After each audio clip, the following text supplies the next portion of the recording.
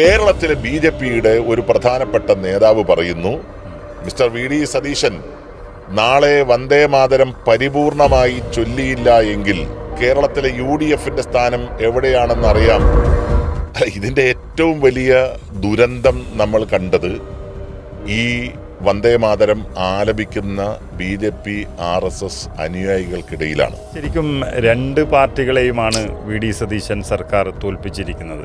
നമ്മൾ ഓർമ്മിക്കേണ്ട ഒരു പ്രധാനപ്പെട്ട കാര്യം, CPM എല്ലാ കാലത്തും BJPയുടെ ഒരു നാണയത്തിൻ്റെ രണ്ട് വശങ്ങൾ എന്ന് പറയുന്നത് പോലെ മറുവശത്തുള്ള ഒരു വിഭാഗമാണ് CPM എന്ന് പറയുന്നത്. സത്യത്തിൽ ഇത് ഈ ഒരു നാടകം അല്ലെങ്കിൽ ഇത്രയും കാലം 80 വർഷത്തോളം രാജ്യം ഒക്കെ അനുവർത്തിച്ചു വന്ന ഒരു നിയമം പെട്ടെന്ന് അതിൻ്റെ കുറച്ച് ഭാഗങ്ങൾ മാത്രം കൂട്ടിച്ചേർത്ത് ഒരു നിയമം ഉണ്ടാക്കുകയും അത് അടിച്ചേൽപ്പിക്കുകയും ചെയ്യുന്നത് ശരിക്കും പറഞ്ഞാൽ വർഗീയത കൊണ്ടുവരാനുള്ള മറ്റൊരു ശ്രമമാണ്. അയോധ്യയൊക്കെ കയ്യിൽ നിന്ന് നഷ്ടപ്പെട്ടതുകൊണ്ട് ഇത് ശരിക്കും ജനങ്ങൾ മനസ്സിലാക്കിയതോടുകൂടി BJPയുടെ മോദിയുടെ നാടകമല്ലേ പൊളിഞ്ഞു വീണത്.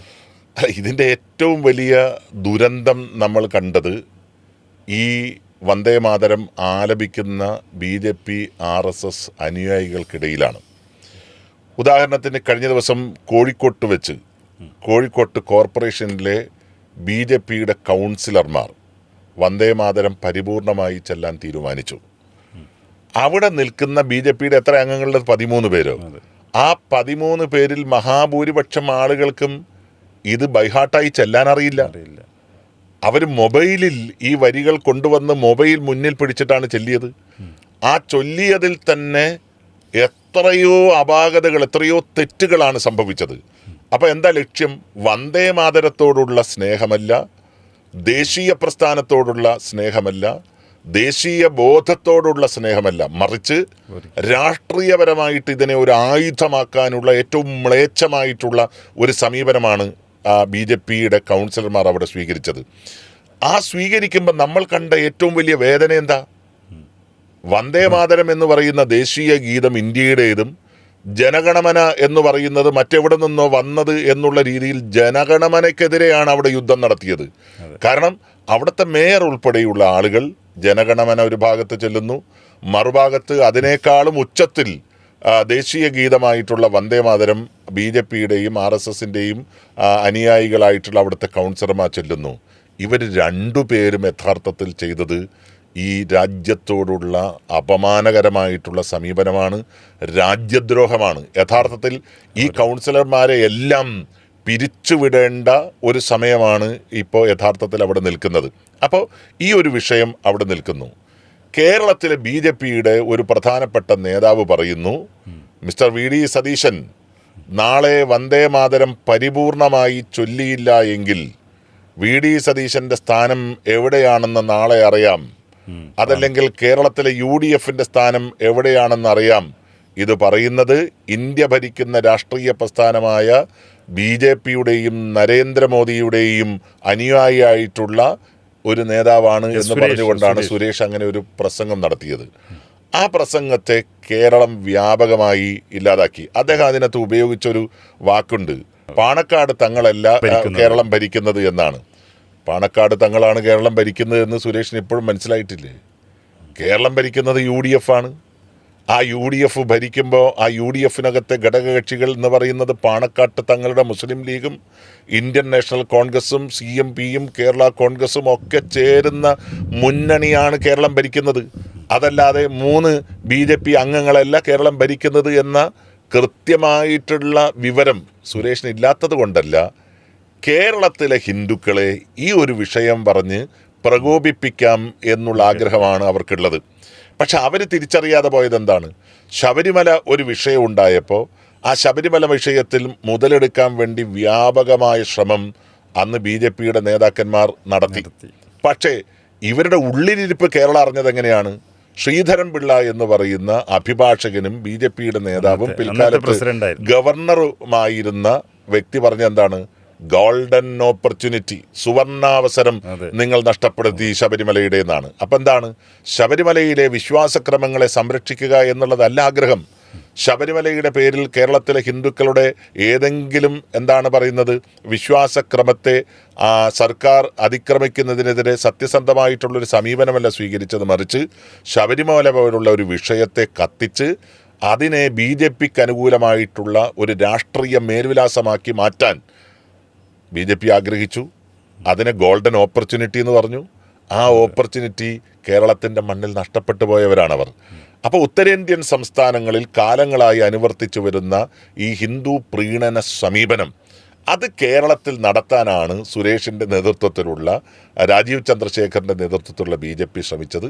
അതിൽ ഇന്നലെ അമ്പെ പരാജയപ്പെട്ടു. കാരണം എന്താ, ഇന്ത്യയിലെ ഒട്ടുമിക്ക സംസ്ഥാനങ്ങളിലും എല്ലാ ശ്ലോകങ്ങളും ചൊല്ലുന്ന ഒരു ഘട്ടത്തിലും കേരളത്തിലെ സർക്കാർ അതിന് തയ്യാറായില്ല.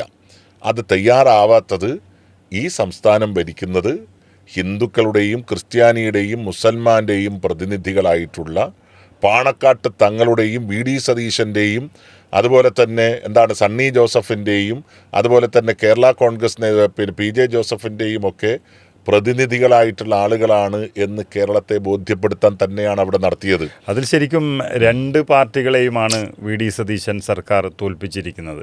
ഒന്ന്, ഇത് പാടിയാൽ മുസ്ലിങ്ങളുടെ അടുത്ത് അല്ലെങ്കിൽ ന്യൂനപക്ഷങ്ങളോട് പറയാൻ CPM കാത്തു നിൽക്കുകയായിരുന്നു. BJPയുടെ തിട്ടൂരങ്ങൾക്ക് വഴങ്ങി അങ്ങനെ ചെയ്തു UDF സർക്കാർ എന്ന് പറയാൻ CPM കാത്തു നിൽക്കുകയായിരുന്നു. അതേപോലെ തന്നെ BJP പാടിയില്ല എങ്കിൽ ഇത് വലിയൊരു പ്രശ്നമാക്കി മാറ്റി BJP പാണക്കാട്ടേക്ക് ഇവർ താഴ്ന്നു കൊടുത്തു എന്ന് പറയാനും നിൽക്കുകയായിരുന്നു. പക്ഷേ അതിനുശേഷം ഇപ്പോൾ 48 മണിക്കൂറോളമാകുന്നു സതീശനെ വിമർശിക്കാൻ പോലും ധൈര്യമില്ലാതെ ഇരു പാർട്ടികളും കൈകൂപ്പി നിൽക്കുന്നൊരവസ്ഥയാണ് കാണുന്നത്. സതീശൻ്റെ വിജയമല്ലേ ഇത്? തീർച്ചയായിട്ടും നമ്മൾ ഓർമ്മിക്കേണ്ട ഒരു പ്രധാനപ്പെട്ട കാര്യം, CPM എല്ലാ കാലത്തും BJPയുടെ ഒരു നാണയത്തിൻ്റെ 2 വശങ്ങൾ എന്ന് പറയുന്നത് പോലെ മറുവശത്തുള്ള ഒരു വിഭാഗമാണ് CPM എന്ന് പറയുന്നത്. CPM എപ്പോഴും ശ്രമിച്ചുകൊണ്ടിരിക്കുന്നത് BJPയുടെ ഭാഗമായിട്ട് നിൽക്കുന്നവരാണ് കോൺഗ്രസ് എന്ന് വരുത്തി തീർക്കാനും ന്യൂനപക്ഷങ്ങളുടെ യഥാർത്ഥ സംരക്ഷകർ തങ്ങളാണെന്ന് വരുത്തി തീർക്കാനും കാലങ്ങളായി ശ്രമം നടത്തി. ആ ശ്രമത്തിൻ്റെ ഭാഗമായിട്ട് കേരളത്തിൽ എത്രയോ നാടകങ്ങൾ CPM നടത്തിയിട്ടുണ്ട്.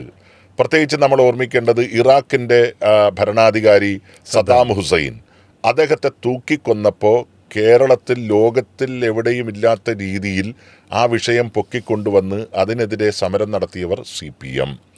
അതിനുശേഷം പലസ്തീൻ ഇസ്രയേൽ വിഷയങ്ങൾ ഉണ്ടാകുമ്പോൾ പലസ്തീൻ്റെ സംരക്ഷകരാണ് തങ്ങളെന്ന് പറഞ്ഞുകൊണ്ട് കേരളത്തിൽ വമ്പൻ പൊതുയോഗങ്ങൾ സംഘടിപ്പിച്ചു CPM.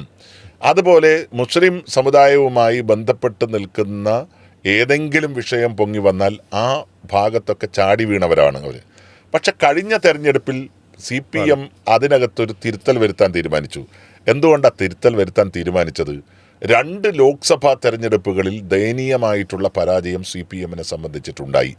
അവരൊരു പഠനം നടത്തി. ആ പഠനം നടത്തിയപ്പോൾ CPMൻ്റെ ഏറ്റവും വലിയ ബലമായി കേരളത്തിൽ നിൽക്കുന്ന ഒരു സമുദായമുണ്ട്. അത് കേരളത്തിൽ ഈഴവ സമുദായമാണ്. ആ ഈഴവ സമുദായത്തിൻ്റെ വോട്ടുകൾ ക്രമാതീതമായി CPMൽ നിന്നും ഒഴുകിപ്പോയിക്കൊണ്ടേയിരിക്കുന്നു. തങ്ങളുടെ മുസ്ലിം പ്രീണനം ഒരു ഭാഗത്ത് ഗുണം ചെയ്യുന്നുണ്ട് എങ്കിലും ഭൂരിപക്ഷ സമുദായത്തിനിടയിൽ വലിയ തോതിലുള്ള നഷ്ടം തങ്ങൾക്കിടയിൽ സംഭവിക്കുന്നു എന്ന് പിണറായിയും സംഘവും തിരിച്ചറിഞ്ഞു.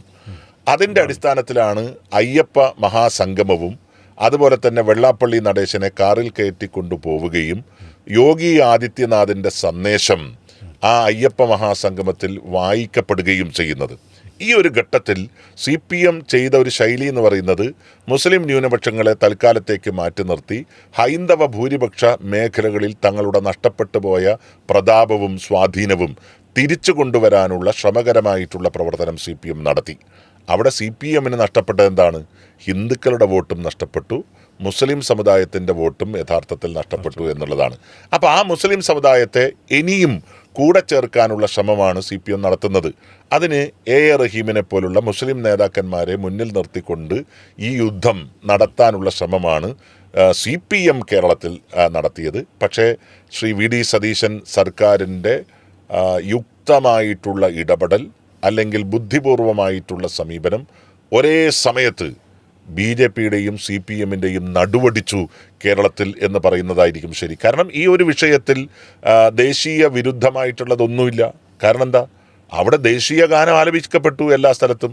അല്ല, അതുപോലെ ഈ കോൺഗ്രസ് തന്നെ ഭരിക്കുന്ന കർണാടകയും തെലുങ്കാനയും അതുപോലെ ഹിമാചൽ പ്രദേശുമൊക്കെ ഈ ദേശീയ ഗീതം മുഴുവനായും പാടിയിട്ടും കേരളം അത് തൊട്ടുപോലും നോക്കാത്തത് ദേശീയ തലത്തിൽ വി.ഡി. സതീശൻ സർക്കാരിന് ചില പ്രശ്നങ്ങൾ സൃഷ്ടിക്കില്ലേ?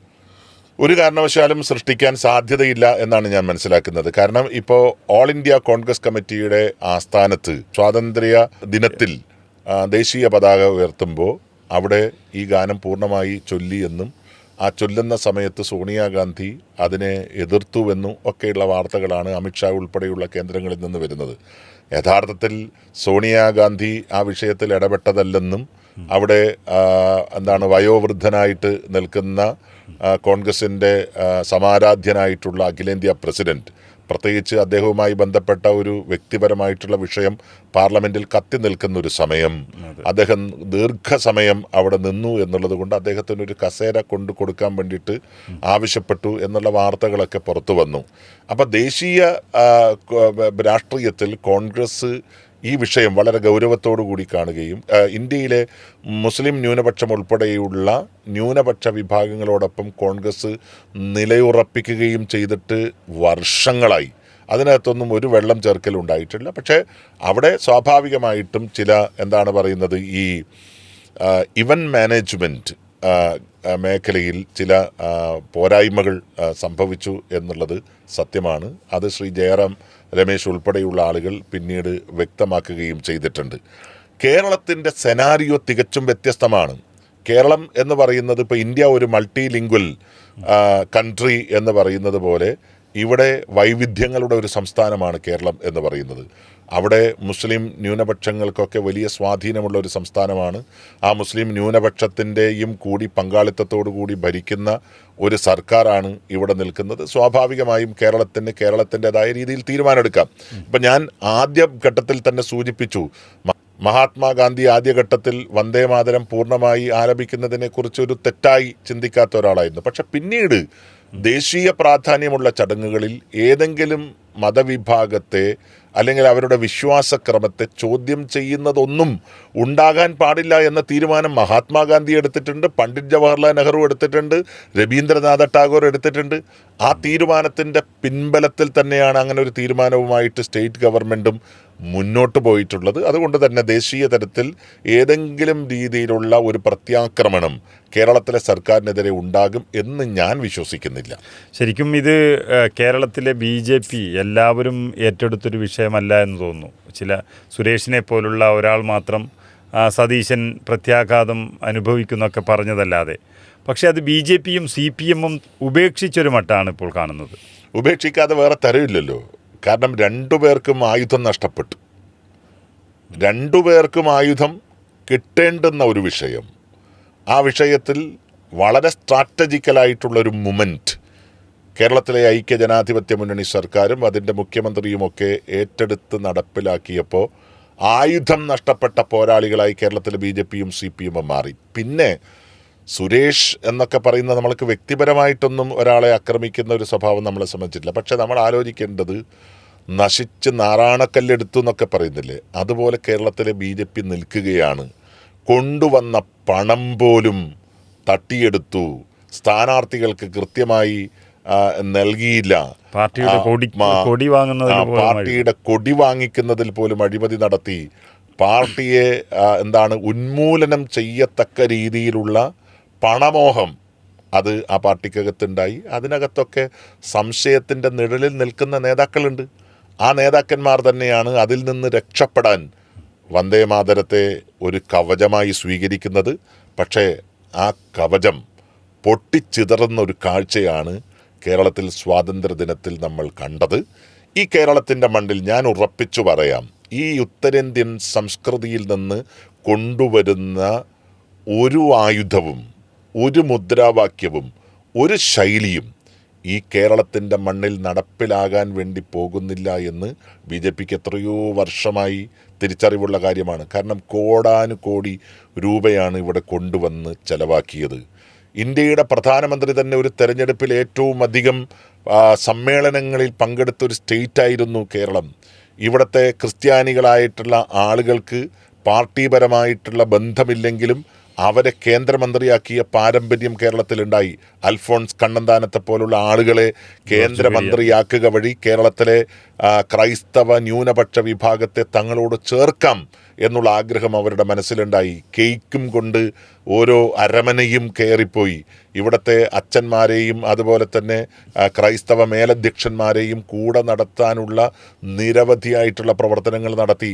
കേരളത്തിലെ റബ്ബർ ഏറ്റവും പ്രധാനപ്പെട്ട ഒരു വിഷയമായി കൊണ്ടുവന്ന് അതിന് താങ്ങുവിലയും അതിന് വലിയ വിലയും നൽകുന്നത് ഉൾപ്പെടെയുള്ള കാര്യങ്ങളെക്കുറിച്ചിട്ടൊക്കെ ചിന്തിച്ചിട്ടും കേരളത്തിലെ ക്രൈസ്തവ വിഭാഗം BJPക്ക് അനുകൂലമായി നീങ്ങിയില്ല എന്ന സത്യം അവർ തിരിച്ചറിയുകയാണ്. കേരളത്തിലെ മുസ്ലിം ന്യൂനപക്ഷ വിഭാഗത്തിലെ തന്നെ പ്രബലമായിട്ടുള്ളൊരു വിഭാഗത്തെ കൂടെ ചേർക്കാൻ വലിയ സ്വാധീനവും അവരെ സ്വീകരിക്കാൻ ആവശ്യമായിട്ടുള്ള പല ഘടകങ്ങളും BJP വിതരണം ചെയ്യാൻ തീരുമാനിച്ചതാണ്. പക്ഷേ പിന്നീട് അവർക്ക് തന്നെ ബോധ്യമായിട്ടുള്ളൊരു കാര്യം, അതൊന്നും കേരളത്തിൽ നടപ്പിലാവില്ല. കാരണം എത്ര വട്ടമാണ് മഞ്ചേശ്വരം 86 വോട്ടിന് മാത്രം പരാജയപ്പെട്ട ഒരു മണ്ഡലമാണ് മഞ്ചേശ്വരം എന്ന് പറയുന്നത്. ആ മഞ്ചേശ്വരം നിയമസഭാ നിയോജക മണ്ഡലത്തിൽ ഇത്തവണ കെ സുരേന്ദ്രൻ തോറ്റ വോട്ടിൻ്റെ കണക്കെടുത്താൽ അവിടുത്തെ BJPക്കാർ പോലും BJPയെ തിരസ്കരിച്ചു എന്ന് മനസ്സിലാക്കാൻ വേണ്ടി സാധിക്കും. അപ്പം കർണാടകയിൽ നിന്ന് വീശാൻ സാധ്യതയുള്ള BJP കാറ്റിനെ, അല്ലെങ്കിൽ ഒരു കുങ്കുമക്കാറ്റിനെ മഞ്ചേശ്വരം മണ്ഡലമാണ് എല്ലാ കാലത്തും തടഞ്ഞു നിർത്തിയിട്ടുള്ളത്. അത് കേരളത്തിൽ ആസകലം ഇപ്പോൾ അതേപോലുള്ള ഒരു ഡിഫൻസിൽ തന്നെ നിൽക്കുകയാണ്. അവിടെ BJP ഈ ഒരു ആയുധം കൊണ്ടുവരാൻ ശ്രമിച്ചു. അവിടെയും ഈ UDF സർക്കാരിൻ്റെ മുമ്പിൽ അവർ പരാജയപ്പെട്ടു.